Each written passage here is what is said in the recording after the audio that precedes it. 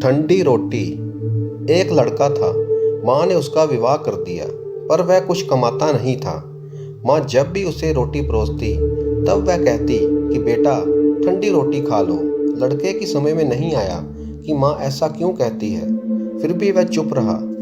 एक दिन माँ किसी काम से बाहर गई, तो जाते समय बहू उस लड़के की पत्नी को कह गई कि जब लड़का आए उसको रोटी परोस देना, और रोटी परोस कर कह देना कि ठंडी रोटी खा लो। उसने अपने पति से वैसा ही कह दिया, तो वह चिढ़ गया कि माँ तो कहती ही है, और वह भी कहना सीख गई। वह अपनी स्त्री से बोला कि बता, रोटी ठंडी कैसे हुई? रोटी भी गर्म है, दाल साग भी गर्म है, फिर तू ठंडी रोटी कैसे कहती है? वह बोली, ये तो आपकी माँ जाने। आपकी माँ ने मुझे ऐसा करने को कहा था, ऐसा कहने के लिए कहा था, इसलिए मैंने कह दिया। वह बोली कि मैं रोटी नहीं खाऊंगा। माँ तो कहती ही थी, तू भी सीख गई। माँ घर आई तो उसने बहू से पूछा, क्या लड़के ने भोजन कर लिया?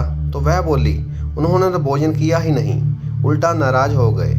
माँ ने लड़के से पूछा तो वह बोली, माँ तू तो रोजाना कहती ही है ठंडी रोटी खा ले, और मैं सह लेता था, पर अब ये भी कहना सीख गई, रोटी तो गर्म होती है, तू बता कि रोटी ठंडी कैसे है? माँ ने अपने बेटे से पूछा, ठंडी रोटी किसको कहते हैं? तो बेटा बोला, माँ सुबह की बनाई हुई शाम को ठंडी होती है, बासी रोटी ठंडी और ताज़ी रोटी गर्म होती है। माँ ने कहा, बेटा अब तू विचार करके देख, तेरे बाप की जो कमाई है वह ठंडी और बासी रोटी है, गर्म ताज़ी रोटी तो तब होगी जब तू खुद कमा कर लाएगा।